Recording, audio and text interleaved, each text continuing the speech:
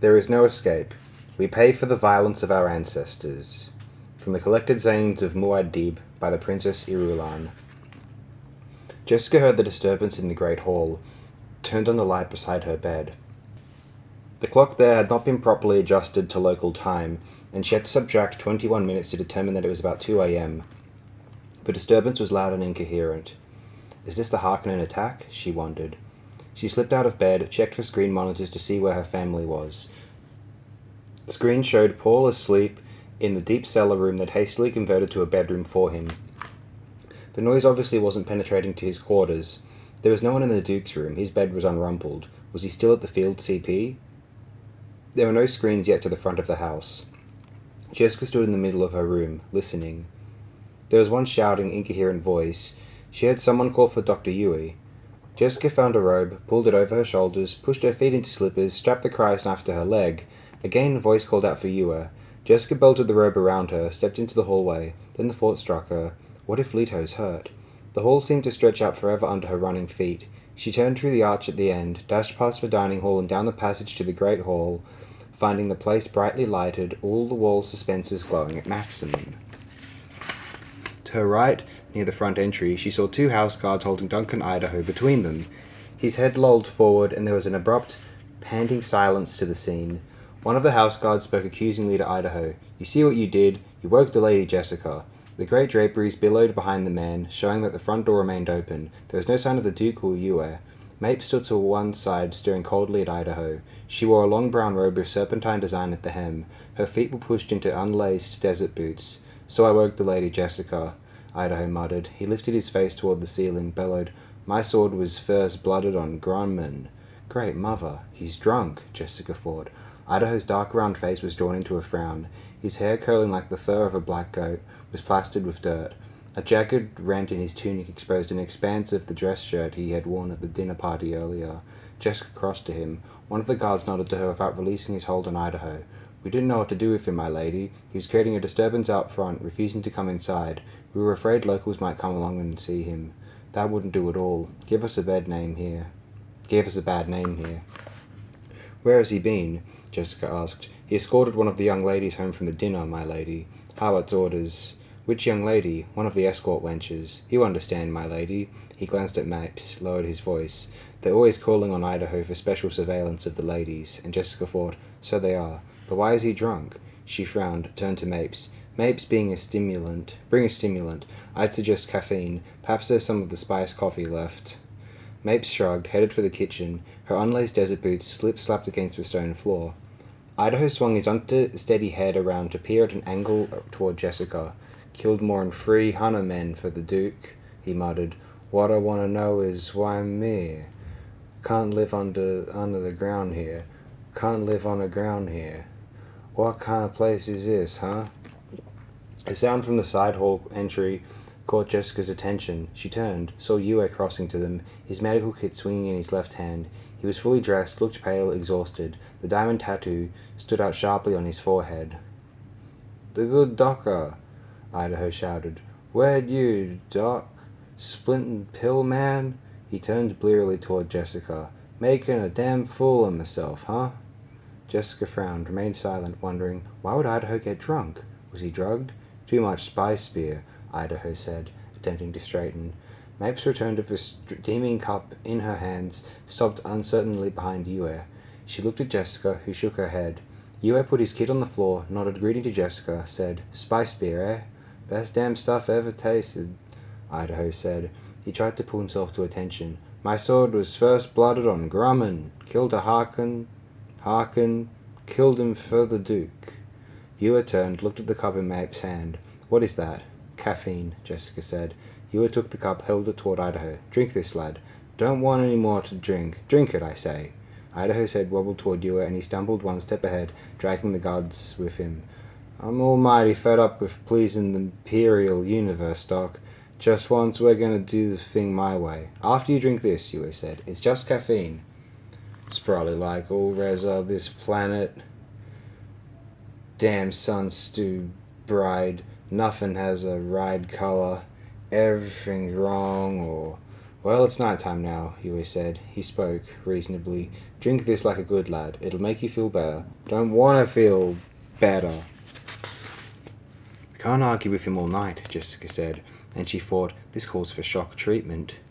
There's no reason for you to stay, my lady, Yue said. I can take care of this. Jessica shook her head. She stepped forward, slapped Idaho sharply across the cheek. He stumbled back with his guards, glaring at her. This is no way to act in your duke's home, she said. She snatched a cup from Yue's hands, spilling part of it, thrust the cup toward Idaho. Now drink this. That's an order. Idaho jerked himself upright, scowling down at her. He spoke slowly, with careful and precise enunciation. I do not take orders from a damn Harkonnen spy. Yue stiffened, whirled to face Jessica. Her face had gone pale, but she was nodding. It all became clear to her. The broken stems of meaning she had seen in words and actions around her these past few days could now be translated. She found herself in the grip of anger almost too great to contain. It took the most profound of her Bene Gesserit training to quiet her pulse and smooth her breathing. Even then she could feel the blaze flickering. They were always calling on Idaho for surveillance of the ladies. She shot a glance at Yue. The doctor lowered his eyes. You knew this? She demanded. I heard rumors, my lady, but I didn't want to add to your burdens. Howard, she snapped. I want food for Howard brought to me immediately. But, my lady, immediately! It has to be Howard, she thought. Suspicion such as this could come from no other source without being discarded immediately. Idaho shook his head, mumbled, chuck the whole damn thing. Jessica looked down at the cup in her hand, abruptly dashed its contents across Idaho's face. Lock him in one of the guest rooms of the East Wing, she ordered. Let him sleep it off. The two guards stared at her unhappily. One ventured, perhaps we should take him someplace else, my lady. We could. He's supposed to be here, Jessica snapped. He has a job to do here. Her voice dropped bitterness. He's so good at watching the ladies. The guard swallowed. Do you know where the Duke is? She demanded. He's at the command post, my lady. Is Howard with him? Howard's in the city, my lady. You will bring Howard to me at once, Jessica said. I will be in my sitting room when he arrives. But, my lady, if necessary, I will call the Duke, she said. I hope it will not be necessary. I would not want to disturb him with this. Yes, my lady. Jessica thrust the empty cup into Mapes' hands, met the questioning stare of the blue within blue eyes. You may return to bed, Mapes. You're sure you'll not need me? You're sure you'll not need me? Jessica smiled grimly. I'm sure. Perhaps this could wait until tomorrow, Yue said. I could give you a sedative, and you will return to your quarters and leave me to handle this my way, she said. She patted his arm and to take the sting out of her command. This is the only way. Abruptly, head high, she turned and stalked off through the house to her rooms. Cold walls, passages, a familiar thing, a familiar door. She jerked the door open, strode in, and slammed it behind her. Jessica stood there glaring at the shield-blanked windows of her sitting room. Howard, could he be the one the Harkonnens brought? We shall see. Jessica crossed to the deep, old-fashioned armchair with an embroidered cover of slag skin, moved the chair into position to command the door. She was suddenly very conscious of the Cry's knife in its sheath on her leg. She removed the sheath and strapped it to her arm, tested the drop of it. Once more she glanced around the room, placing everything precisely in her mind against any emergency. The chaise near the corner, the straight chairs along the wall, the two low tables, her stand-mounted zither beside the door to her bedroom.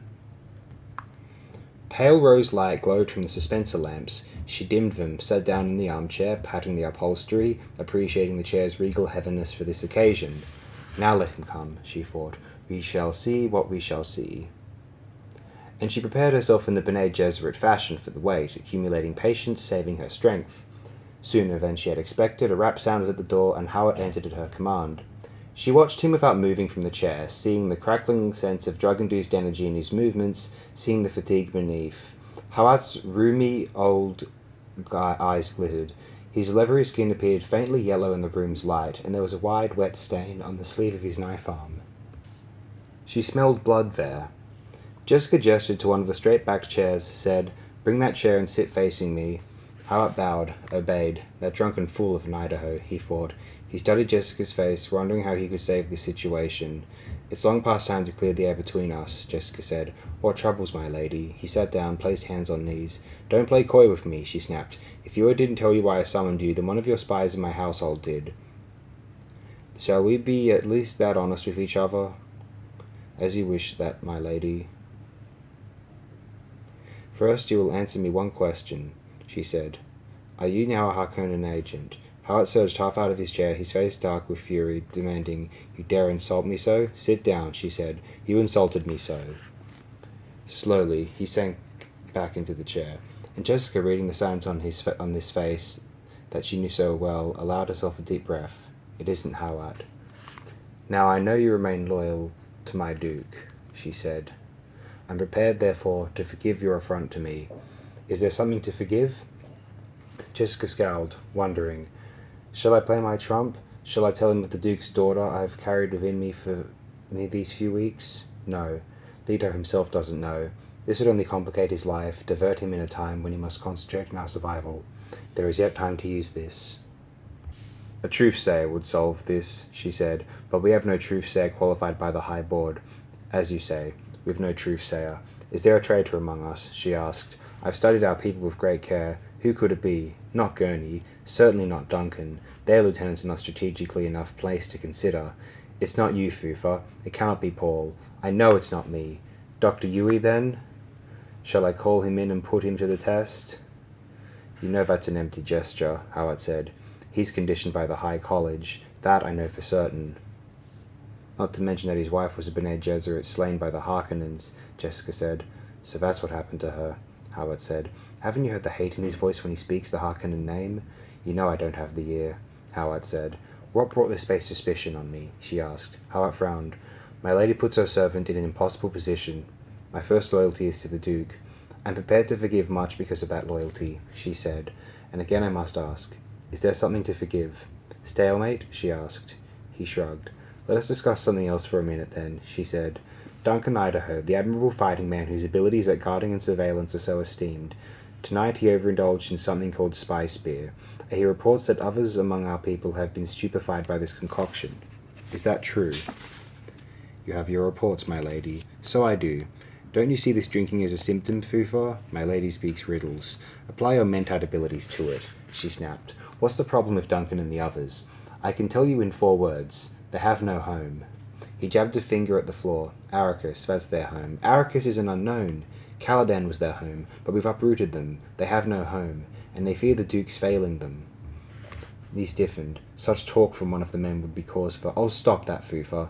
Is it defeatist or treacherous for a doctor to diagnose a disease correctly? My only intention is to cure the disease. The Duke gives me charge over such matters, but you will understand I have a certain natural concern over the progress of this disease, she said, and perhaps you'll grant I have certain abilities along these lines.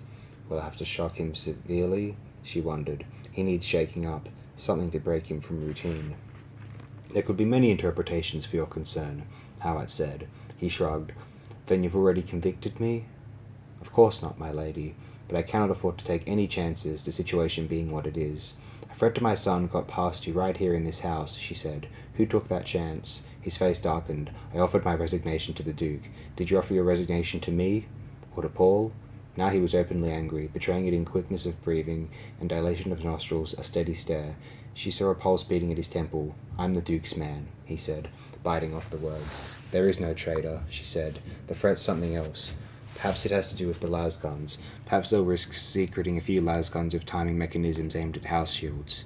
Perhaps they'll... And who could tell after the blast if the explosion wasn't atomic? He asked. No, my lady. They'll not risk anything that illegal. Radiation lingers. The evidence is hard to erase. No. They'll observe most of the forms. It has to be a traitor. You're the Duke's man, she sneered. Would you destroy him in the effort to save him? He took a deep breath, then, if you're innocent, you'll have my most abject apologies. Look at you now, Fufa, she said. Humans live best when each has his own place, when each knows where he belongs in the scheme of things. Destroy the place and destroy the person.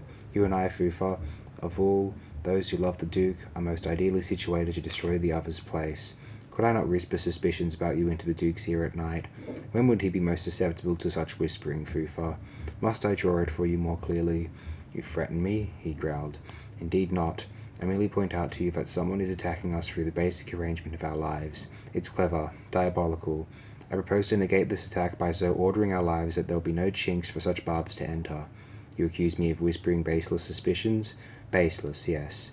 You'd meet this with your own whispers? Your life is compounded of whispers, not mine, Fufa. Then you question my abilities? She sighed. Fufa, I want you to examine your own emotional involvement in this. The natural human's an animal without logic. Your projection of logic onto all affairs is unnatural, but suffered to continue for its usefulness. You're the embodiment of logic, a mentat, yet your problem solutions are concepts that, in a very real sense, are projected outside yourself, fair to be studied and rolled around, examined from all sides. You think now to teach me my trade? He asked, and he did not try to hide the disdain in his voice. Anything outside yourself, this you can see and apply your logic to it, she said. But it's a human trait, that when we encounter personal problems, those things most deeply personal are the most difficult to bring out for our logic to scan. We tend to flounder around, blaming everything but the actual deep-seated thing that's really chewing on us. You're deliberately attempting to undermine my faith in my abilities as a mentat, he rasped. Were I to find one of our people attempting thus to sabotage any other weapon in our arsenal, I should not hesitate to denounce and destroy him. The finest mentats have a healthy respect for the error factor in their computations, she said. I've never said otherwise. And apply yourself to these symptoms we've both seen. Drunkenness among the men, quarrels, they gossip and exchange wild rumors about Arrakis, they ignore the most simple idleness, no more, he said. Don't try to divert my attention by trying to make a simple matter appear mysterious. She stared at him, thinking of the Duke's men rubbing their woes together in the barracks until you could almost smell the charge there, like burnt insulation. They're becoming like the men of the pre-guild legend, she thought. Like the men of the Lost Star Searcher and Poliros, sick at their guns, forever seeking, forever prepared, and forever unready. Why have you never made full use of my abilities in your service to the Duke? She asked. Do you fear a rival for your position? He glared at her, the old eyes blazing. I know some of the training they give you, Bene Gesserit. He broke off, scowling. Go ahead, say it, she said. Bene Gesserit witches. I know something of the real training they give you, he said. I've seen it come out in Paul. I'm not fooled by what your schools tell the public. You exist only to serve. The shock must be severe, and he's almost ready for it, she thought. You listen respectfully to me in counsel, she said, yet you seldom heed my advice. Why? I don't trust your Bene Gesserit motives, he said. You may think you can look for a man. You may think you can make a man do exactly what you... You poor fool, Fufa, she raged. He scowled, pushing himself back in the chair. Whatever rumors you've heard about our schools, she said, the truth is far greater. If I wish to destroy the Duke, or you, or any other person within my reach, you could not stop me. And she thought, why do I let pride drive such words out of me? This is not the way I was trained. This is not how I must shock him. Howard slipped a hand beneath his tunic where he kept a tiny projector of poisoned darts. She wears no shield, he thought. Is this just a brag she makes? I could slay her now. But, the consequences if I'm wrong.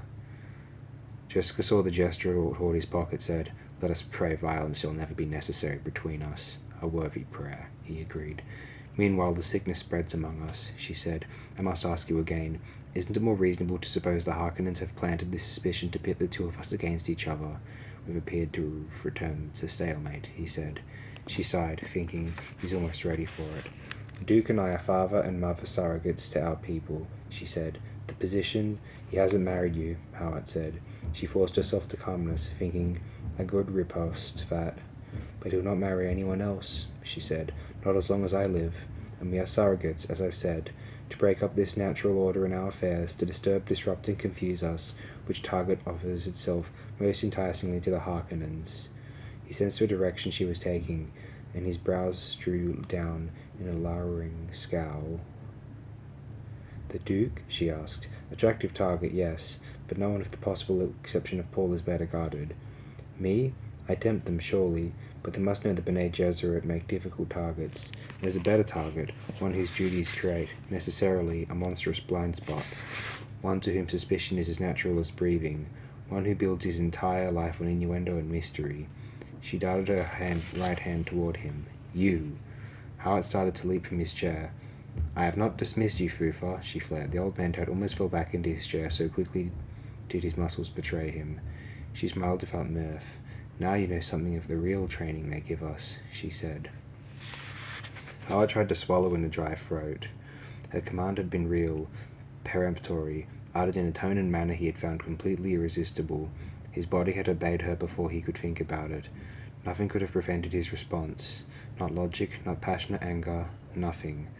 To do what she had done spoke of a sensitive, intimate knowledge of the person thus commanded, a depth of control he had not dreamed possible.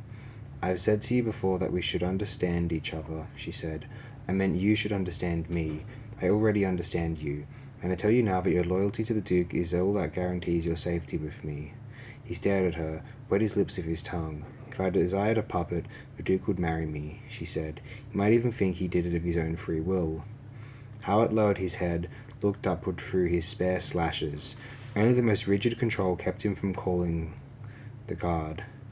Control, and the suspicion now that the woman might not permit it.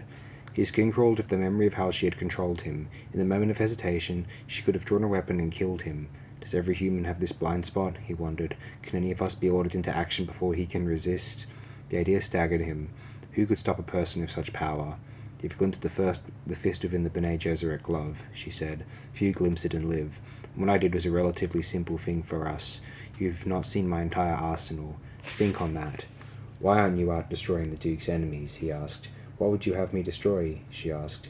"Would you have me make a weakling of our Duke, have him forever leaning on me? But with such power is a two-edged sword, Fufa," she said. "You think, how easy for her to shape a human tool to thrust into an enemy's vitals. True, Fufa, even into your vitals. Yet what would I accomplish? If enough of us Bene Gesserit did this, wouldn't it make all Bene Gesserit suspect? We don't want that, Fufa. We do not wish to destroy ourselves," she nodded. "We truly exist only to serve." "I cannot answer you," he said. "You know I cannot answer." "We'll say nothing about what has happened here to anyone," she said. "I know you, Fufa." "My lady." Again the old man tried to swallow in a dry throat, and he thought, "She has great powers, yes. But would these not make her an even more formidable tool for the Harkonnens?" "The Duke would be destroyed as quickly by his friends as by his enemies," she said. "I trust now you'll get to the bottom of this suspicion and remove it. If it proves baseless," he said. "If," she sneered. "If," he said. "You are tenacious," she said. "Cautious," he said, "and aware of the error factor. Then I'll pose another question for you. What does it mean to you that you stand before another human, that you are bound and helpless, and the other human holds a knife at your throat, yet this other human refrains from killing you, frees you from your bonds, and gives you the knife to use as you will?" She lifted herself out of the chair, turned her back on him. "You may go now, Fufa." The old man Tad arose, hesitated, hand creeping toward the deadly weapon beneath his tunic. He was reminded of the bull ring and of the Duke's father, who'd been brave, no matter what his other failings, and one day of the corridor long ago. The fierce black beast had stood there, head bowed, immobilized and confused. The old Duke had turned his back on the horns, cape thrown flamboyantly over one arm, while cheers rained down from the stands. "I am the bull and she the matador," Howard thought. He withdrew his hand from the weapon, glanced at the sweat glistening in his empty palm, and he knew that whatever the facts proved to be in the end, he would never forget this moment nor lose this sense of supreme admiration for the Lady Jessica. Quietly he turned and left the room. Jessica lowered her gaze from the reflection in the windows, turned and stared at the closed door. "Now we'll see some proper action," she whispered. Do you wrestle with dreams? Do you contend with shadows? Do you move in a kind of sleep? Time has slipped away. Your life is stolen. You tarried with trifles, victim of your folly. Dirge for Jamis on the funeral plain. From Songs of Muad'Dib by the Princess Irulan.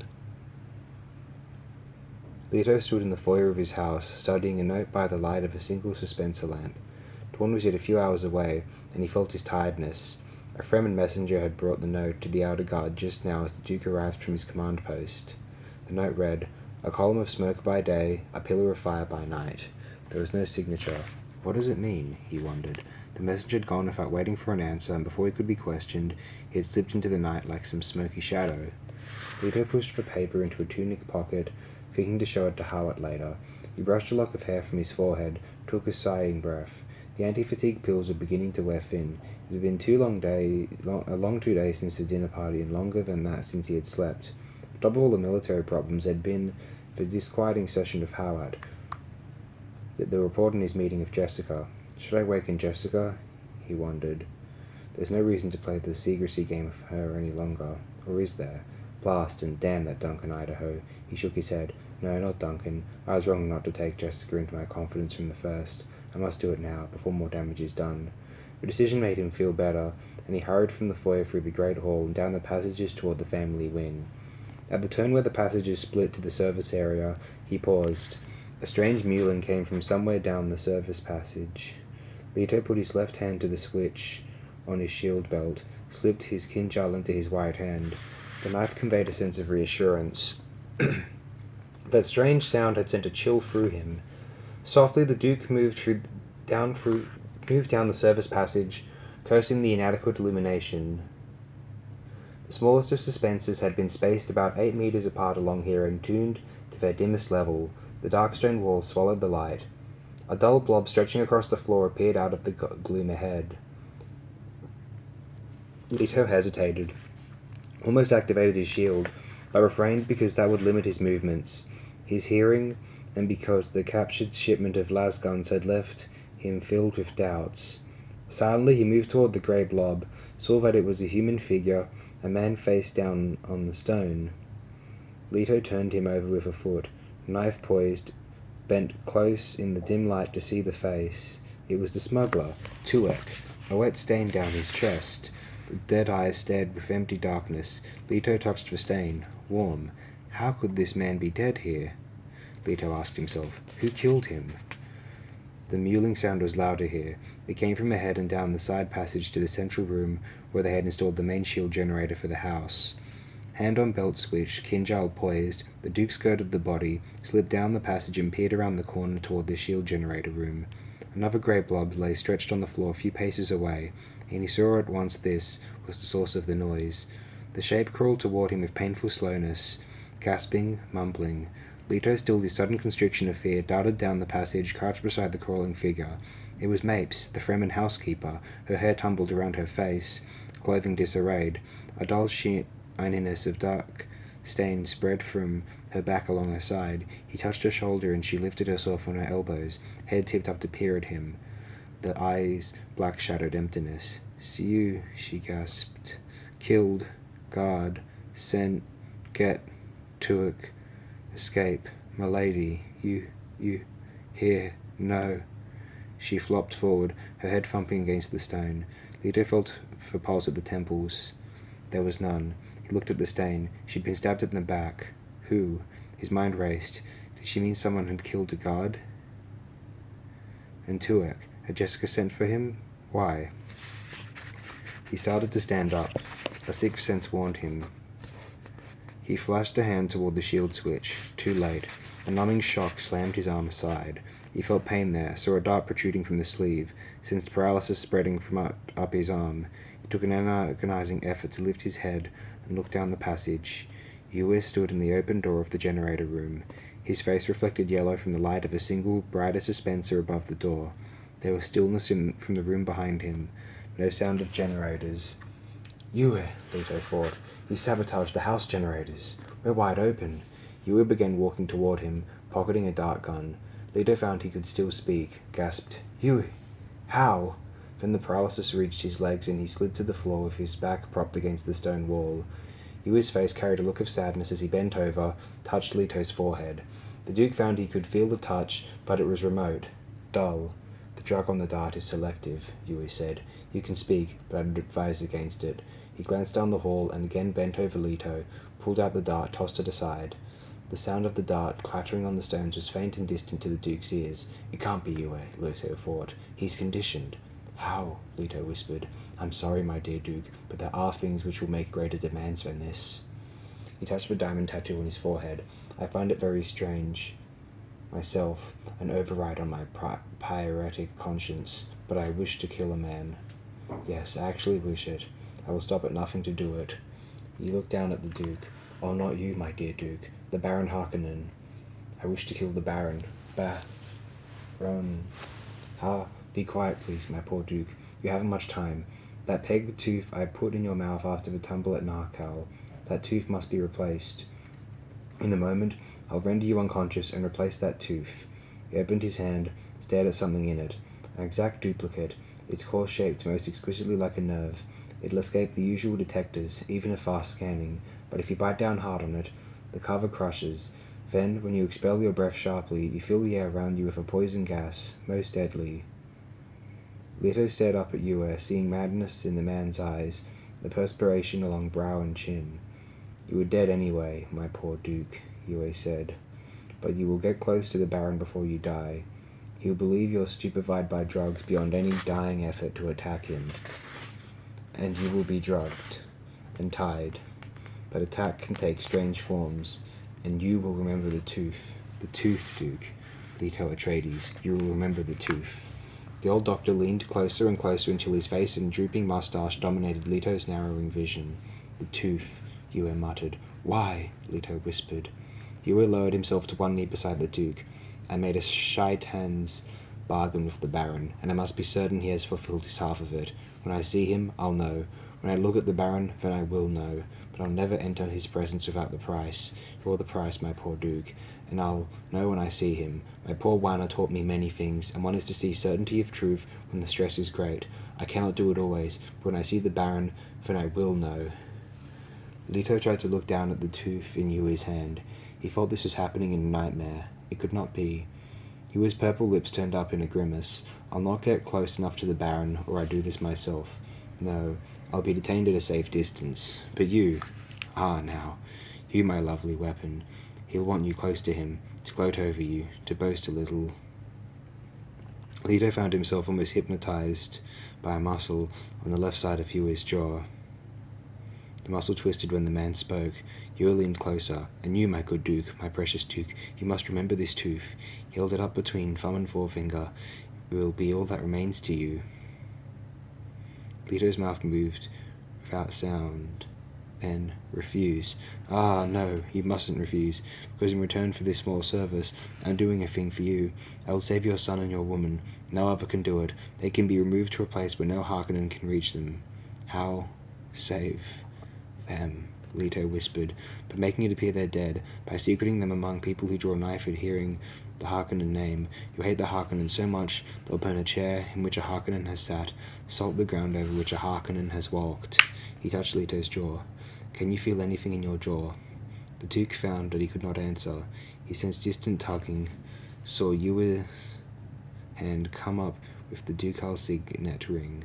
For Paul, Yue said, you'll be unconscious presently. Goodbye, my poor Duke. When we next meet, we'll have no time for conversation. Cool remoteness spread upward from Leto's jaw, across his cheeks. The shadowy hall narrowed to a pinpoint, with Yue's purple lips centered in it. Remember the tooth, Yue hissed. The tooth. There should be signs of discontent. People need hard times and depression to develop psychic muscles.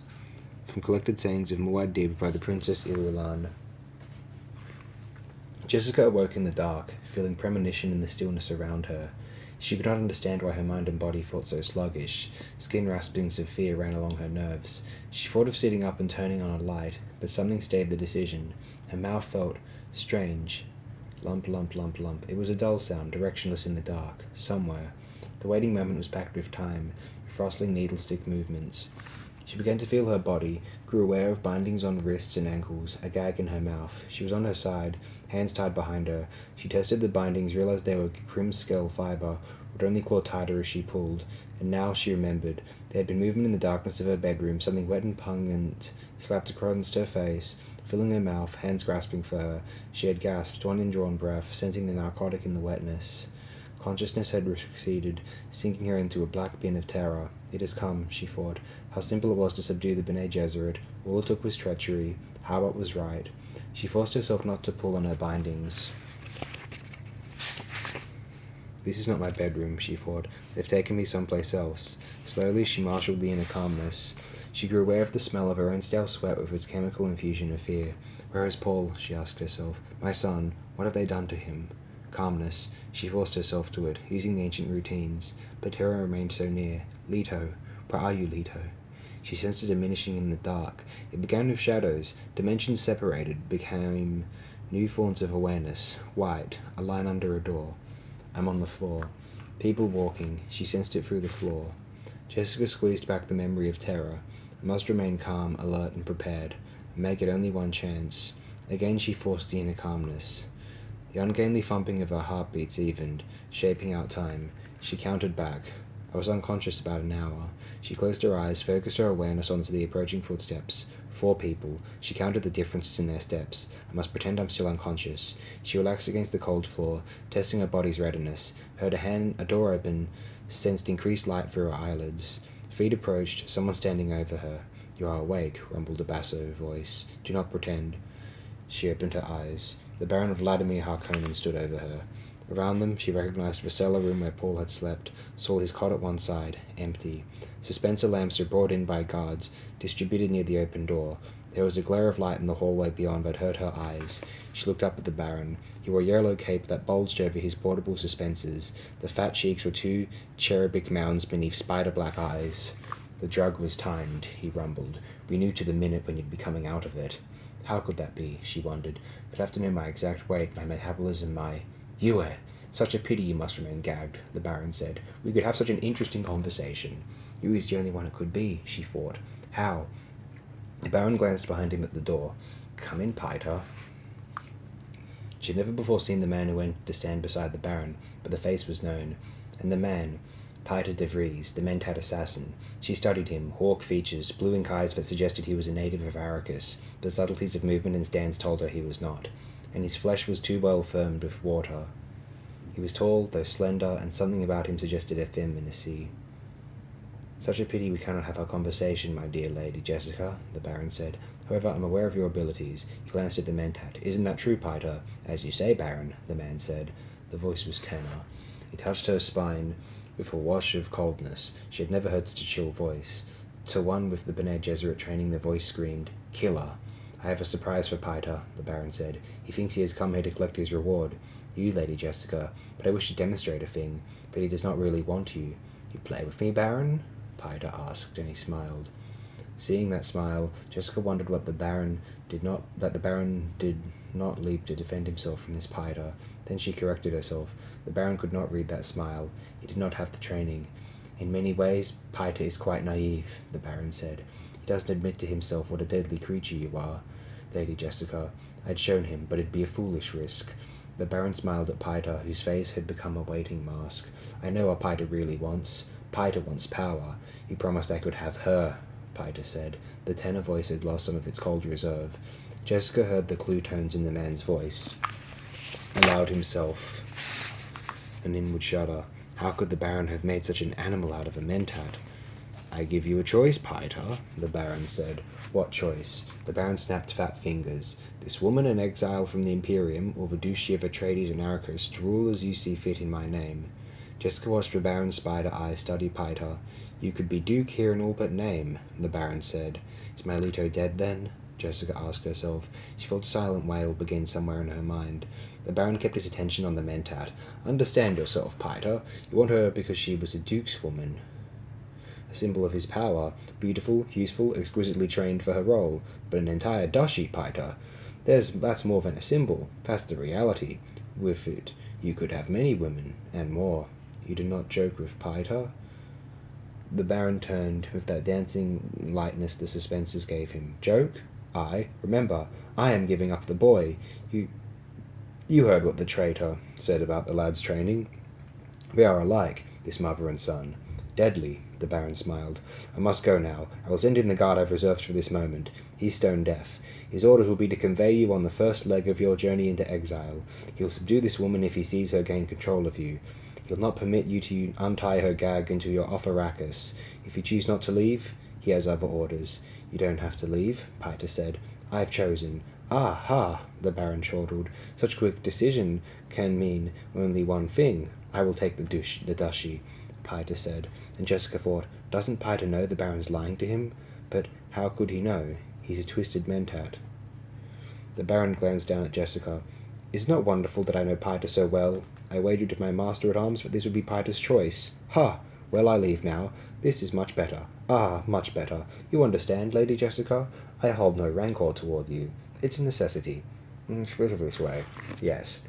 And I've not actually ordered you destroyed. When it's asked of me what happened to you, I can shrug it off in all truth. You leave it to me, then? Piter asked. The guard I send you will take your orders. the Baron said. Whatever's done, I leave to you. He stared at Piter. Yes, there will be no blood on my hands here. It's your decision. Yes, I know nothing of it. You will wait until I've gone before doing whatever you must do. Yes. Well, yes. Yes. Good. He fears the questioning of a truth-sayer, Jessica thought. Who? The Reverend Mother Gaius Helen, of course. If he knows he must face her questions when the Emperor is in on this for sure. My poor Leto. With one last glance at Jessica, the Baron turned, went out the door. She followed him with her eyes, thinking it's as the Reverend Mother warned. Too potent an adversary. 2 Harkonnen troopers entered. Another, his face a scarred mask, followed and stood in the doorway with drawn lasgun. The deaf one, Jessica thought, studying the scarred face. The Baron knows I could use the voice on any other man. Scarface looked at Piter. With the boy on a litter outside, what are your orders? Piter spoke to Jessica. I'd thought of binding you by a threat held over your son, but I begin to see that would not have worked. I let emotion cloud reason. Bad policy for a mentat. He looked at the first pair of troopers, turning so the deaf one could read his lips. Take them into the desert, as the traitor suggested for the boy. His plan is a good one. The worms will destroy all evidence. Their bodies must never be found. You don't wish to dispatch them yourself? Scarface asked. He reads lips, Jessica thought. I follow my Baron's example, Piter said. Take them where the traitor said. Jessica heard the harsh mentat control in Piter's voice, thought. He too fears the truth-sayer. Piter shrugged, turned, and went through the doorway. He hesitated there. Jessica thought he might turn back for a last look at her, but he went out without turning. Me, I wouldn't like the thought of facing that truth-sayer after this night's work, Scarface said. You ain't likely ever to run into that old witch, one of the other troopers said. He went around to Jessica's head, bent over her. It ain't getting our work done standing around here chattering. Take her feet and... Why don't we kill him here? Scarface asked. Too messy, the first one said. Unless he wants to strangle him. Me, I likes a nice, straightforward job. Drop him on the desert like that traitor said. Cut him once or twice. Leave the evidence for the worms. Nothing to clean up afterward. Yeah. Well, I guess you're right, Scarface said. Jessica listened to them, watching, registering, but the gag blocked her voice, and there was the deaf one to consider. Scarface holstered his lasgun, took her feet. They lifted her like a sack of grain, maneuvered her through the door, and dumped her onto a suspended bayou litter with another bound figure. As they turned her, fitting her to the litter, she saw her companion's face. Paul! He was bound, but not gagged. His face was no more than 10 centimeters from hers, eyes closed, his breathing even. Is he drugged? She wondered. The troopers lifted the litter, and Paul's eyes opened the smallest fraction, dark slits staring at her. He mustn't try the voice, she prayed. The deaf guard. Paul's eyes closed. He'd been practicing the awareness breathing, calming his mind, and listening to their captors. The deaf one posed a problem, but Paul contained his despair. The mind-calming Bene Gesserit regimen his mother had taught him kept him poised, ready to expand any opportunity. Paul allowed himself another slit-eyed inspection of his mother's face. She appeared unharmed, gagged though. He wondered who could have captured her. His own captivity was plain enough, to bed with a capsule prescribed by Yue, awaking to find himself bound to this litter. Perhaps a similar thing had befallen her. Logic said the traitor was Yue, but he held final decision in abeyance. There was no understanding it. A Suk doctor, a traitor. The litter tipped slightly, as the Harkonnen troopers maneuvered it through a doorway into starlit night. A suspended bayou rasped against the doorway. Then they were on sand, feet grating in it. A thopter wing loomed overhead, blotting the stars. The litter settled to the ground. Paul's eyes adjusted to the faint light. He recognized the deaf trooper as the man who opened the thopter door, peered inside at the green gloom illuminated by the instrument panel. This the thopter we're supposed to use? He asked, and turned to watch his companion's lips. It's the one the traitor said was fixed for desert work, the other said. Scarface nodded. But it's one of them little liaison jobs. Ain't room in there for more'n them and 2 of us. 2's enough, said the litter bearer, moving up close and presenting his lips for reading. We can take care of it from here on, Kinnet. The Baron, told me to make sure what happened to them 2, Scarface said. What are you so worried about? Asked another trooper from behind the litter bearer. She's a Bene Gesserit witch, the deaf one said. They have powers. The litter bearer made the sign of the fist at his ear. One of them, eh? Know what you mean. The trooper behind him grunted. Should be worm meat soon enough. Don't suppose even a Bene Gesserit witch has powers over one of them big worms. Eh, Seago? He nudged the litter bearer. Yup, the litter bearer said. He returned to the litter, took Jessica's shoulders. Come on, Kinnet. You can go along if he wants to make sure what happens. It is nice of you to invite me, Zigo, Scarface said. Jessica felt herself lifted, the wing shadow spinning. Stars. She was pushed into the rear of the Fopter, her crim-scale fibre bindings examined, and she was strapped down.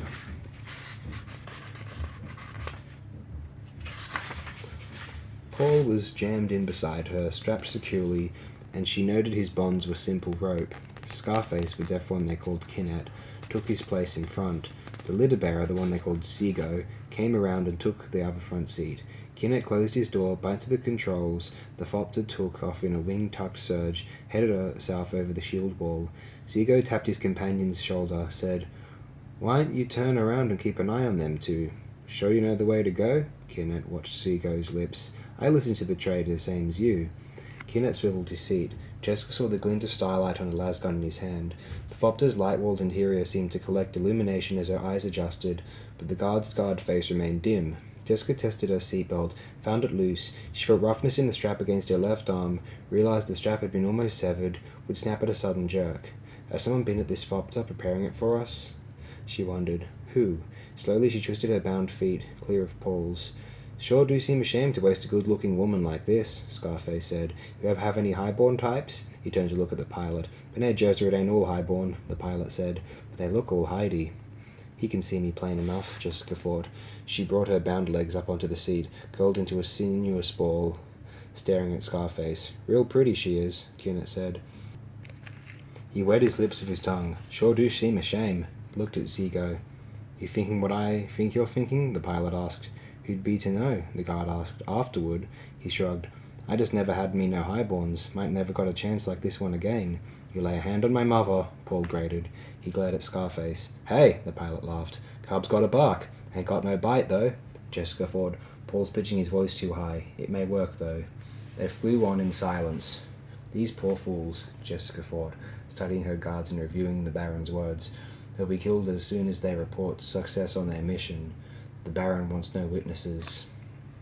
The Fopter banked over the southern rim of the shield wall. Jessica saw a moon-shadowed expanse of sand beneath them. This ought to be far enough, the pilot said. The trader said to put him on the sand anywhere near the shield wall. He dipped the craft toward the dunes in a long, failing stoop, brought it up stiffly over the desert surface. Jessica saw Paul begin taking the rhythmic breaths of the calming exercise. He closed his eyes, opened them. Jessica stared, helpless to aid him. He hasn't mastered the voice yet, she thought. If he fails... The Fopter touched sand with a soft lurch, and Jessica, looking north back across the shield wall, saw a shadow of wings settle out of sight up there. Someone's following us, she thought. Who? Then, the ones the Baron set to watch this pair. And there'll be watchers for the watchers, too. Zigo shot off his wing rotors. Silence flooded in upon them. Jessica turned her head. She could see out the window beyond Scarface a dim glow of light from a rising moon, a frosted rim of rock rising from the desert. Sandblast ridges streaked its sides. Paul cleared his throat. The pilot said, Now, Kinnet? I don't know, Zigo. Zigo turned, said, Ah, look. He reached out for Jessica's skirt. Remove her gag, Paul commanded. Jessica felt the words rolling in the air. The tone, the timbre, excellent, imperative, very sharp. A slightly lower pitch would have been better, but it could still fall within this man's spectrum.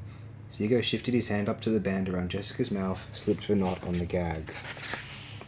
Stop that, Kinnet ordered. Ah, shut your trap, Zigo said. Her hands are tied. He freed the knot and the binding dropped. Her eyes glittered as he studied Jessica. Kinnet put a hand on the pilot's arm. Look, Zigo, no need to... Jessica twisted her neck, spat out the gag. She pitched her voice in low, intimate tones. Gentlemen, no need to fight over me. At the same time, she writhed sinuously for Kinnet's benefit. She saw them grow tense, knowing that in this instant they were convinced of the need to fight over her. Their disagreement required no other reason. In their minds, they were fighting over her. She held her face high in the instrument glow to be sure Kinnet would read her lips, said, You mustn't disagree. They drew farther apart, glanced warily at each other. Is any woman worth fighting over? She asked. By uttering the words, by being there, she made herself infinitely worth their fighting. Paul clamped his lips tightly closed, forced himself to be silent. There had been the one chance for him to succeed with the voice. Now everything depended on his mother, whose experience went so far beyond his own. Yeah, Scarface said. No need to fight over. His hand flashed toward the pilot's neck.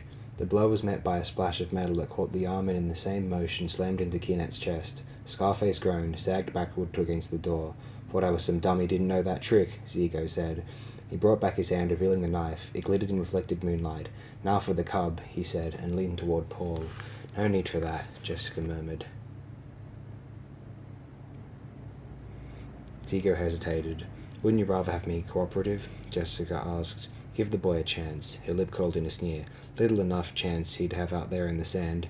Give him that, and, she smiled, you could find yourself well rewarded. Zigo glanced left, right, returned his attention to Jessica. I've heard me what can happen to a man in the desert, he said. Boy might find the knife in a kindness. Is it so much, I ask? Jessica pleaded. You're trying to trick me, Zigo muttered. I don't want to see my son die, Jessica said. Is that a trick? Zigo moved back, elbowed the door latch. He grabbed Paul, dragged him across the seat, pushed him half out the door, and held the knife poised. What'll you do, cub, if I cut your bonds? You'll leave here immediately and head for those rocks, Jessica said. Is that what you'll do, cub? Zigo asked. Paul's voice was properly surly. Yes.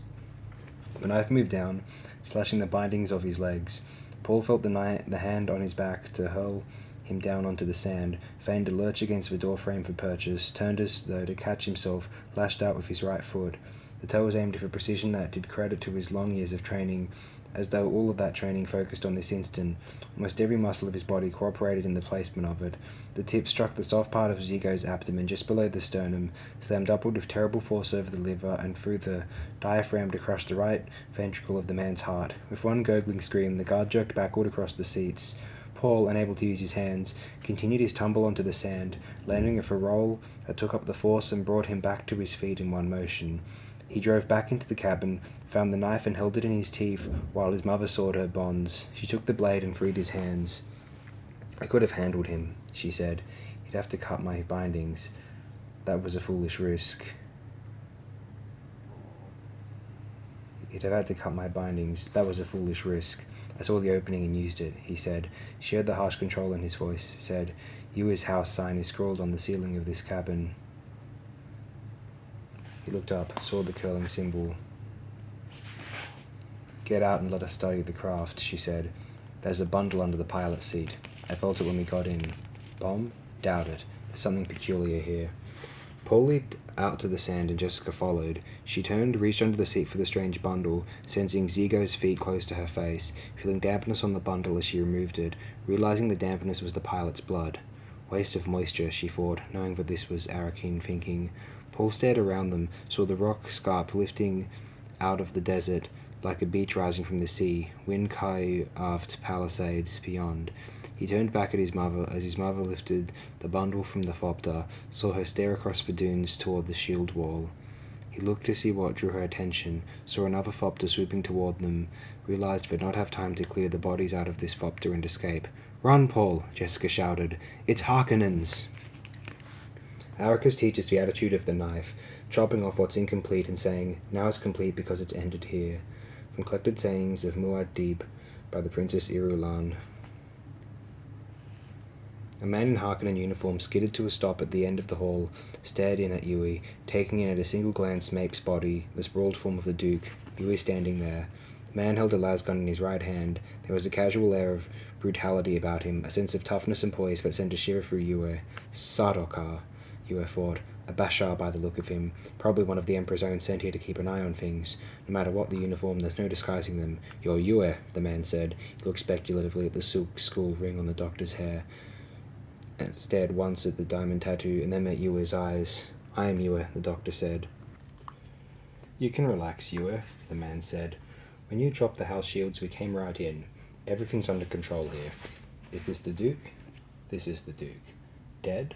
Merely unconscious. I suggest you tie him. Did you do for these others? He glanced back down the hall, where Mape's body lay. More's the pity, Yue muttered. Pity, the Sardaukar sneered. He advanced, looked down at Leto. So that's the great Red Duke. If I had doubts about what this man is, that would end them. Yue thought. Only the Emperor calls the Atreides the Red Dukes. The Sardaukar reached down, cut the Red Hawk insignia from Leto's uniform. Little souvenir, he said. Where's the ducal signet ring? He doesn't have it on him, Yue said.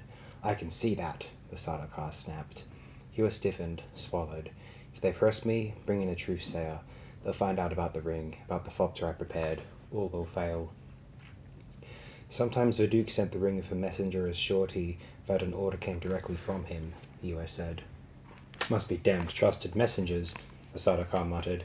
Aren't you going to tie him? Hewer ventured. How long will he be unconscious? 2 hours or so. I wasn't as precise with his dosage as I was for the woman and boy. The Sardaukar spurned the Duke with his toe. This was nothing to fear even when awake. When will the woman and boy awaken? About 10 minutes. So soon? I was told the Baron would arrive immediately behind his men. So he will. He'll wait outside, Hewer. He shot a hard glance at Hewer. Now. Hewer glanced at Leto. What about? He'll be delivered all properly trussed like a roast for the oven. Again, Sardaukar looked at the diamond tattoo on Ewer's forehead. You're known. You'll be safe enough in the halls. We've no more time for chit-chat, traitor. I hear the others coming. Traitor, Ewer thought. He lowered his gaze, pressed past the Sardaukar, knowing this as a foretaste of how history would remember him. Ewer the traitor. He passed more bodies on his way to the front entrance and glanced at them, fearful that one might be Paul or Jessica. All were house troopers who wore Harkonnen uniform. Harkonnen guards came alert, staring at him as he emerged from the front entrance into flame-lighted night. The palms along the road had been fired to illuminate the house. Black smoke from the flammables used to ignite the trees poured upward through orange flames. It's the traitor, someone said. The Baron will want to see you soon, another said. I must get to the Thopter, Hewer thought. I must put the ducal signet where Paul will find it. And fear struck him. If Idaho suspects me or grows impatient, if he doesn't wait and go exactly where I told him, Jessica and Paul will not be saved from the carnage. I'll be denied even the smallest relief from my act. The Harkonnen guard released his arm, said, Wait over there out of the way. Abruptly, Ewer saw himself as cast away in this place of destruction, spared nothing, given not the smallest pity. Idaho must not fail. Another guard bumped into him, barked, Stay out of the way, you. Even when they've profited by me, they despise me, Ewer thought. He straightened himself as he was pushed aside, regained some of his dignity. Wait for the Baron, a guard officer snarled. Ewer nodded, walked with controlled casualness along the front of the house, turned the corner into shadows out of sight of the burning palms. Quickly, every step betraying his anxiety, Ewer made for the rear yard beneath the conservatory where the Thopter waited, the craft they had placed ready to carry away Paul and his mother. A guard stood at the open rear door of the house, his attention focused on the lighted hall and men banging through there, searching from room to room. How confident they were. Ewer hugged the shadows, worked his way around the Thopter, eased open the door on the side away from the guard. He felt under the front seats for the Frem kit he had hidden there, lifted a flap and slipped in the ducal signet. He felt the crinkling of the spice paper there, the note he had written, pressed the ring into the paper. He removed his hand, resealed the pack. Softly, Ewer closed the Thopter door, worked his way back to the corner of the house and around the flaming trees. Now it is done, he thought. Once more, he emerged into the light of the blazing palms. He pulled his cloak around him, stared at the flames. Soon I will know. Soon I will see the Baron and I will know. And the Baron, he will encounter a small tooth. There is a legend that the instant the Duke Leto Atreides died, a meteor streaked across the skies above his ancestral palace on Caladan, from Introduction to a Child's History of Muad'Dib by the Princess Irulan. The Baron Vladimir Harkonnen stood at a viewport of the grounded lighter he was using as a command post. Out the port he saw the flame-lighted night of Arakeen. His attention focused on the distant shield wall where his secret weapon was doing its work. Explosive artillery. The guns nibbled at the caves where the Duke's fighting men had retreated for a last-ditch stand. Slowly measured bites of orange glare, showers of rock and dust in the brief illumination, and the Duke's men were being sealed off to die by starvation, caught like animals in their burrows. The Baron could feel a distant chomping, a drumbeat carried to him through the ship's metal. Broomp, broomp, then broomp, broomp. You would think of reviving artillery. Who would think of reviving artillery in this day of shields?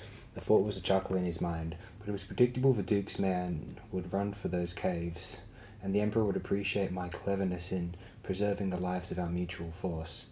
He adjusted one of the little suspensors that guarded his fat body against the pull of gravity. A smile creased his mouth, pulled at the lines of his jowls. A pity to waste such fighting men as the Dukes, he thought. He smiled more broadly, laughing at himself. Pity should be cruel, he nodded.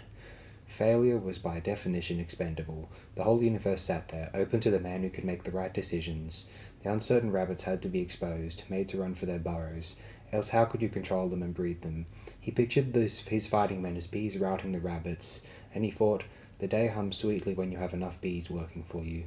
A door opened behind him. The Baron studied the reflection in the night-blackened viewport before turning. Piter de Vries advanced into the chamber, followed by Kudu, the captain of the Baron's personal guard. There was a motion of men just outside the door, the mutton faces of his guard, their expressions carefully sheep-like in his presence. The Baron turned. Piter touched finger to forelock in his mocking salute. Good news, my lord. The Sardaukar have brought in the Duke. Of course they have, the Baron rumbled. He studied the sombre mask of villainy on Piter's effeminate face, and the eyes, those shaded slits of bluest blue and blue. Soon I must remove him, the Baron thought. He has almost outlasted his usefulness, almost reached the point of positive danger to my person. First, though, he must make the people of Arrakis hate him. Then they will welcome my darling Feyd-Rautha as a saviour. The Baron shifted his attention to the guard captain, Kudu, scissors line of jaw muscles, chin like a boot hoe, a man to be trusted because the captain's vices were known. First, where is the traitor who gave me the Duke? The Baron asked. I must give the traitor his reward. Piter turned on one toe, motioned to the guard outside. A bit of black movement there and Yue walked through. His motions were stiff and stringy. The moustache drooped beside his purple lips. Only the old eyes seemed alive. Yue came to a stop 3 paces into the room, obeying a motion from Piter, and stood there staring across the open space at the Baron. Ah, Dr. Yue, my Lord Harkonnen. You've given us the Duke, I hear. My half of the bargain, my lord. The Baron looked at Piter. Piter nodded. The Baron looked back at Yue. The letter of the bargain, eh? And I, he spat the words out. What was I to do in return? You remember quite well, my Lord Harkonnen. And Yue allowed himself to think now, hearing the loud silence of clocks in his mind. He had seen the subtle betrayals in the Baron's manner. Wanna was indeed dead, gone far beyond their reach. Otherwise there'd still be a hold on the weak doctor. The Baron's manner showed there was no hold. It was ended. Do I? The Baron asked. You promised to deliver my Wanna from her agony. The Baron nodded. Oh yes, now I remember. So I did. That was my promise. That was how he bent the Imperial conditioning. You couldn't endure seeing your Bene Gesserit witch grovel in Piter's pain amplifiers. Well, the Baron Vladimir Harkonnen always keeps his promises. I told you I'd free her from the agony and permit you to join her. So be it. He waved a hand at Piter. Piter's blue eyes took on a glazed look. His movement was cat-like in its sudden fluidity. The knife in his hand glistened like a claw as it flashed into Yue's back. The old man stiffened, never taking his attention from the Baron. So join her, the Baron spat. Yue stood, swaying. His lips moved with careful precision, and his voice came in oddly measured cadence. You think you defeated me? You think I did not know what I bought for my Wanna? He toppled. No bending or softening. It was like a tree falling. So join her, the Baron repeated, but his words were like a weak echo. Yue had filled him with a sense of foreboding. He whipped his attention to Piter, watched a man wipe the blade on a scrap of cloth, watched a creamy look of satisfaction in the blue eyes. So that's how he killed by his own hand, the Baron thought. It's well to know. He did give us the Duke? The Baron asked. Of a certainty, my lord, Piter said. Then get him in here. Piter glanced at the guard captain, who willed to obey. The Baron looked down at Yue. From the way the man had fallen, you could suspect oak in him instead of bones. I never could bring myself to trust a traitor, the Baron said, not even a traitor I created. He glanced at the night-shrouded viewport. That black bag of stillness out there was his, the Baron knew. There was no more crump of artillery against the shield wall caves. The burrowed traps were sealed off. Quite suddenly the Baron's mind could conceive of nothing more beautiful than that utter emptiness of black, unless it were white on the black, plated white on the black, porcelain white, but there was still the feeling of doubt. What had the old fool of a doctor meant? Of course he'd probably known what would happen to him in the end, but that bit about thinking he'd been defeated, you think you defeated me, what had he meant? The Duke Leto Atreides came through the door. His arms were bound in chains, the eagle face streaked with dirt. His uniform was torn where someone had ripped off his insignia. There were tatters at his waist where the shield belt had been removed without first freeing the uniform ties. The Duke's eyes held a glazed, insane look. "Well," the Baron said. He hesitated, drawing in a deep breath. He knew he had spoken too loudly. This moment, long envisioned, had lost some of its savour. Damn that cursed doctor through all eternity.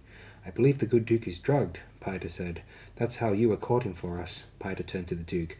"Aren't you drugged, my dear Duke?" The voice was far away. Leto could feel the chains, the ache of muscles, his cracked lips, his burning cheeks, the dry taste of thirst whispering its grit in his mouth. But sounds were dull, hidden by a cottony blanket, and he saw only dim shapes through the blanket. "What of the woman and the boy, Piter?" the Baron asked. "Any word yet?" Piter's tongue darted over his lips. "You've heard something," the Baron snapped. "What?" Piter glanced at the guard captain, back to the Baron. "The men who were sent to do the job, my lord, they've, been, found." "Well, they report everything satisfactory?" "They're dead, my lord." "Of course they are. What I want to know is, they were dead when found, my lord." The Baron's face went livid. "And the woman and boy?" "No sign, my lord, but there was a worm. It came while the scene was being investigated. Perhaps it's as we wished, an accident. Possibly we do not deal in possibilities, Piter. What of the missing Fopter? Does that suggest anything to my mentat? One of the Duke's men obviously escaped in it, my lord. Killed our pilot and escaped." "Which of the Duke's men? It was a clean, silent killing, my lord. Howard, perhaps, or that Halleck one. Possibly Idaho, or any top lieutenant." "Possibilities," the Baron muttered. He glanced at the swaying, drugged figure of the Duke. "The situation is in hand, my lord," Piter said. "No, it isn't. Where is that stupid planetologist? Where is this man Kynes? We've word where to find him, and he's been sent for, my lord." "I don't like the way the Emperor's servant is helping us," the Baron muttered. They were words through a cottony blanket, but some of them burned in Leto's mind. Woman and boy. No sign. Paul and Jessica had escaped, and the fate of Howard, Halleck, and Idaho remained an unknown. There was still hope. "Where's the ducal signet ring?" the Baron demanded. "His finger is bare." "The Sardaukars say it was not on him when he was taken, my lord," the guard captain said. "You killed the doctor too soon," the Baron said. "That was a mistake. You should have warned me, Piter. You moved too precipitately for the good of our enterprise." He scowled. "Possibilities." The thought hung like a sine wave in Leto's mind. Paul and Jessica have escaped, and there was something else in his memory. A bargain. He could almost remember it. The tooth. He remembered part of it now. A pill of poison gas shaped into a false tooth. Someone had told him to remember the tooth. The tooth was in his mouth. He could feel its shape with his tongue. All he had to do was bite sharply on it. Not yet. The someone had told him to wait until he was near the Baron. Who had told him? He couldn't remember. "How long will he remain drugged like this?" the Baron asked. "Perhaps another hour, my lord." "Perhaps," the Baron muttered. Again he turned to the night-blackened window. "I am hungry. That's the Baron. That fuzzy grey shape there," Leto thought. The shape danced back and forth, swaying with the movement of the room. And the room expanded and contracted. It grew brighter and darker, vaulted into blackness and faded. Time became a sequence of layers for the Duke. He drifted up through them. I must wait. There was a table. Leto saw the table quite clearly, and a gross fat man on the other side of the table, the remains of a meal in front of him. Leto felt himself sitting in a chair across from the fat man, felt the chains, the straps that held his tingling body in the chair. He's aware there'd been a passage of time, but its length escaped him. "I believe he's coming around, Baron." A silky voice, that one. That was Piter. "So I see, Piter." A rumbling basso. The Baron. Leto sensed increasing definition in his surroundings. The chair beneath him took on firmness. The bindings were sharper, and he saw the Baron clearly now. Leto watched for movements of the man's hands, compulsive touchings, the edge of a plate, the handle of a spoon, a finger tracing the fold of a jowl. Leto watched the moving hand, fascinated by it. "You can hear me, Duke Leto," the Baron said. "I know you can hear me. You want to know from you where to find your concubine and the child you sired on her." No sign escaped Leto, but the words were a wash of calmness through him. "It's true, then. They don't have Paul and Jessica. This is not a child's game replay," the Baron rumbled. "You must know that." He leaned toward Leto, studying the face. It pained the Baron that this could not be handled privately, just between the two of them. To have others see royalty in such straits, it set a bad precedent. Leto could feel strength returning, and now the memory of the false tooth stood out in his mind like a steeple in a flat landscape. The nerve-shaped capsule within that tooth, the poison gas, he remembered who had put the deadly weapon in his mouth. Yue. Drug-fogged memory of seeing a limp corpse dragged past him in this room hung like a vapour in Leto's mind. He knew it had been Yue. "Do you hear that noise, Duke Leto?" the Baron asked. Leto grew conscious of a frog sound, the bird mewling of someone's agony. "We caught one of your men disguised as a Fremen," the Baron said. "We penetrated the disguise quite easily. The eyes, you know. He insists he was sent among the Fremen to spy on them. I have lived for a time on this planet, cher cousin.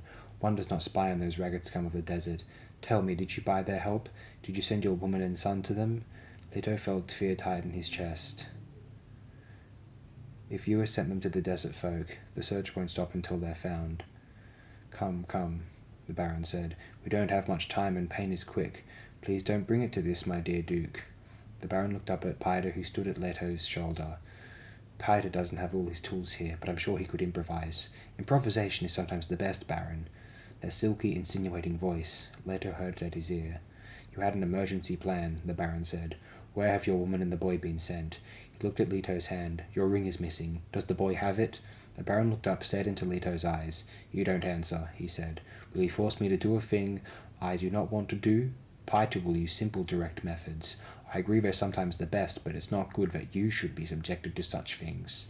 "Hot tallow on the back, perhaps, or on the eyelids," Piter said. "Perhaps on other portions of the body. It's especially effective when the subject doesn't know where the tallow will fall next. It's a good method, and there's a sort of beauty in the pattern of pus-white blisters on naked skin, eh, Baron?" "Exquisite," the Baron said, and his voice sounded sour. Those touching fingers. Leto watched the fat hands, the glittering jewels on baby fat hands, their compulsive wandering. The sounds of agony coming through the door behind him gnawed at the Duke's nerves. Who is it they caught, he wondered. Could it have been Idaho? "Believe me, cher cousin," the Baron said, "I do not want it to come to this."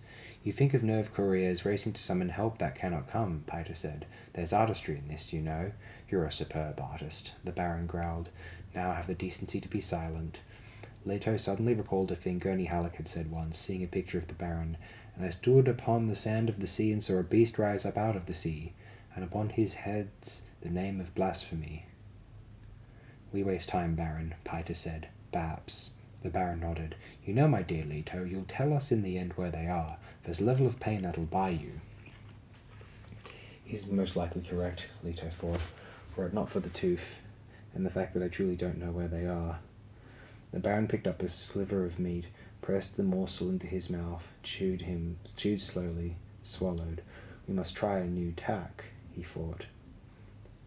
"Observe this prize person who denies he's for hire," the Baron said. "Observe him, Piter." And the Baron thought, "Yes, see him there, this man who believes he cannot be bought. See him detained there by 1,000,000 shares of himself sold in dribbles every second of his life. If you took him up now and shook him, he'd rattle inside. Emptied, sold out. What difference how he dies now?" The frog sounds in the background stopped. The Baron saw Amun Kudu, the guard captain, appear in the doorway across the room, shake his head. The captive hadn't produced the needed information. Another failure. Time to quit stalling with this fool Duncan, the stupid soft fool who didn't realize how much hell there was so near him, only a nerve's thickness away. This thought calmed the Baron, overcoming his reluctance to have a royal person subjected to pain. He saw himself suddenly as a surgeon exercising endless supple scissor dissections, cutting away the masks from fools, exposing the hell beneath. Rabbits, all of them. And how they cowered when they saw the carnivore. Leto stared across the table, wondering why he waited. The tooth would end it all quickly. Still, it had been good, much of this life. He found himself remembering an antenna kite up dangling in the shell blue sky of Caladan, and Paul laughing with joy at the sight of it. And he remembered sunrise here on Arrakis, coloured strata of the shield wall mellowed by dust haze. "Too bad," the Baron muttered. He pushed himself back from the table, stood up lightly in his suspensors and hesitated, seeing a change come over the Duke. He saw the man draw in a deep breath, the jawline stiffened, the ripple of a muscle there as the Duke clamped his mouth shut. How he fears me, the Baron thought. Shocked by fear that the Baron might escape him, Leto bit hard on the capsule tooth, felt it break. He opened his mouth, expelled the biting vapour he could taste as it formed on his tongue. The Baron grew smaller, a figure seen in a tightening tunnel. Leto heard a gasp behind his ear, the silky-voiced one. Piter. It got him, too. Piter, what's wrong? The rumbling voice was far away. Leto sensed memories rolling in his mind. The old toothless muttering of hags, the room, the table, the Baron, a pair of terrified eyes, blue within blue, the eyes, all compressed around him in ruined symmetry. There was a man with a boot-toed chain, a toy man falling. The toy man had a broken nose, slanted to the left. An offbeat metronome caught forever at the start of an upward stroke. Leto heard the crash of crockery, so distant, a roaring in his ears. His mind was a bin without end, catching everything that had ever been. Every shout, every whisper, every silence. One thought remained to him. Leto saw it in formless light on rays of black. The day the flesh shapes, and the flesh the day shapes. The thought struck him with a sense of fullness he knew he could never explain. Silence. The Baron stood with his back against his private door, his own bolt hole behind the table. He had slammed it on a room full of dead men. His senses took in guards swarming around him. Did I breathe it? He asked himself. Whatever it was in there, did it get me too? Sounds returned to him, and reason. He heard someone shouting orders. Gas masks. Keep a door closed. Get blowers going. The others fell quickly, he thought. I'm still standing. I'm still breathing. Merciless hell, that was close. He could analyze it now. His shield had been activated, set low but still enough to slow molecular interchange across the field barrier, and he had been pushing himself away from the table. That and Piter's shocked gasp which had brought the guard captain darting forward into his own doom. Chance and the warning in a dying man's gasp. These had saved him. The Baron felt no gratitude to Piter. The fool had got himself killed. And that stupid guard captain. He'd said he'd scoped everything before bringing them into the Baron's presence. How had it been possible for the Duke? No warning, not even from the poisoned snooper over the table, until it was too late. How? Well, no matter now, the Baron thought, his mind firming. The next guard captain will begin by finding answers to these questions. He grew aware of more activity down the hall, around the corner at the other door, to that room of death. The Baron pushed himself away from his own door, studied the lackeys around him. They stood there staring, silent, waiting for the Baron's reaction. Would the Baron be angry? And the Baron realized only a few seconds had passed since his flight from that terrible room. Some of the guards had weapons levelled at the door. Some were directing their ferocity toward the empty hall that stretched away toward the noises around the corner to their right. A man came striding around that corner, gas mask dangling by its straps at his neck, his eyes intent on the overhead. Poison snoopers that lined this corridor. He was yellow-haired, flat of face with green eyes. Crisp lines radiated from his thick-lipped mouth. He looked like some water creature misplaced among those who walked for land. The Baron stared at the approaching man, recalling the name. Nefud. Ayakin Nefud. Guard Corporal. Nefud was addicted to Semuta, the drug-music combination that played itself in the deepest consciousness. A useful item of information, that. The man stopped in front of the Baron, saluted. Corridor's clear, my lord. I was outside watching and saw that it must be poison gas. Ventilators in your room were pulling air in from these corridors. He glanced at the stupor over the Baron's head. None of the stuff escaped. We have the room cleaned out now. What are your orders? The Baron recognized the man's voice, the one who'd been shouting orders. Efficient, this corporal, he thought. They're all dead in there? The Baron asked. Yes, my lord. Well, we must adjust, the Baron thought. First, he said, let me congratulate you, Nefud. You're the new captain of my guard, and I hope you'll take to heart the lesson to be learned from the fate of your predecessor. The Baron watched the awareness grow in his newly promoted guardsman. Nefud knew he'd never again be without his Semuta. Nefud nodded. My lord knows I'll devote myself entirely to his safety. Yes, well, to business. I suspect the Duke had something in his mouth. You will find out what that something was, how it was used, who helped him put it there. You'll take every precaution. He broke off, his chain of thought shattered by a disturbance in the corridor behind him. Guards at the door to the lift from the lower levels of the frigate, trying to hold back a tall Colonel Bashar who had just emerged from the lift. The Baron couldn't place the Colonel Bashar's face, thin with mouth like a slash in leather, twin ink spots for eyes.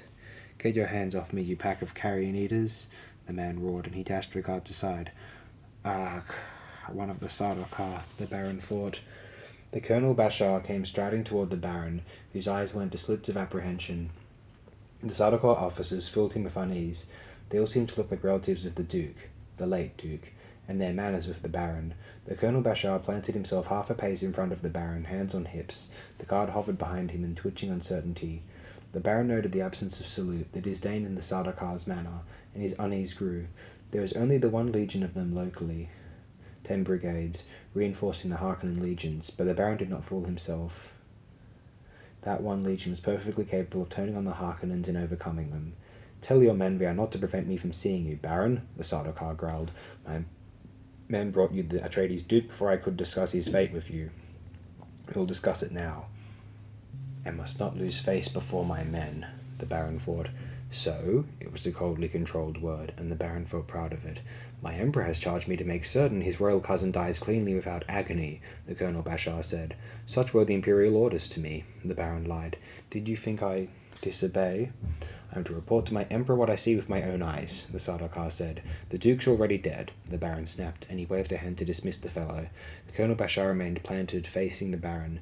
Not by a flicker of eye or muscle did he acknowledge he had been dismissed. "How?" he growled. "Really?" the Baron thought. "This is too much." "By his own hand, if you must know," the Baron said. "He took poison. I will see the body now," the Colonel Bashar said. The Baron raised his gaze to the ceiling in faint exasperation while his thoughts raced. "Damnation! This sharp-eyed Sardaukar will see the room before a thing's been changed." "Now," the Sardaukar growled, "I'll see it with my own eyes." There was no preventing it, the Baron realized. The Sardaukar would see all. He'd know the Duke had killed Harkonnen men, and that the Baron most likely had escaped by a narrow margin. There was the evidence of the dinner remnants on the table, and the dead Duke across from it with destruction around him. No preventing it at all. "I'll not be put off," the Colonel Bashar snarled. "You're not being put off," the Baron said, and he stared into the Sardaukar's obsidian eyes. "I hide nothing from my Emperor." He nodded to Nefud. "The Colonel Bashar is to see everything at once. Take him in by the door where you stood, Nefud." "This way, sir," Nefud said. Slowly, insolently, the Sardaukar moved around the Baron, shouldered away through the guardsmen. Insufferable, the Baron thought. Now the Emperor will know how I slipped up. He'll recognize it as a sign of weakness. And it was agonizing to realize that the Emperor and his Sardaukar were alike in their disdain for weakness. The Baron chewed at his lower lip, consoling himself that the Emperor, at least, had not learned of the Atreides raid on Gadi Prime, the destruction of the Harkonnen spice stores there. Damn that slippery Duke. The Baron watched the retreating backs, the arrogant Sardaukar and the stocky, efficient Nefud. We must adjust, the Baron thought. I'll have to put Raban over this damnable planet once more. Without restraint, I must spend my own Harkonnen blood to put Arrakis into a proper condition for accepting Fade Ralpha. Damn that Piter. He would get himself killed before I was through with him. The Baron sighed. And I must send at once to Pliax for a new Mentat. They undoubtedly have the new one ready for me by now. One of the guardsmen beside him coughed. The Baron turned toward the man. "I am hungry. Yes, my lord, and I wish to be diverted while you're clearing out that room and studying its secrets for me," the Baron rumbled. The guardsman lowered his eyes. "What diversion does my lord wish?" "I'll be in my sleeping chambers," the Baron said. "Bring me that young fellow we bought on Gamont, the one with the lovely eyes. Drug him well. I don't feel like wrestling." "Yes, my lord." The Baron turned away, began moving with his bouncing, suspensive, bayoued pace toward his chambers. Yes, he thought, the one with the lovely eyes, the one who looked so much like the young Paul Atreides.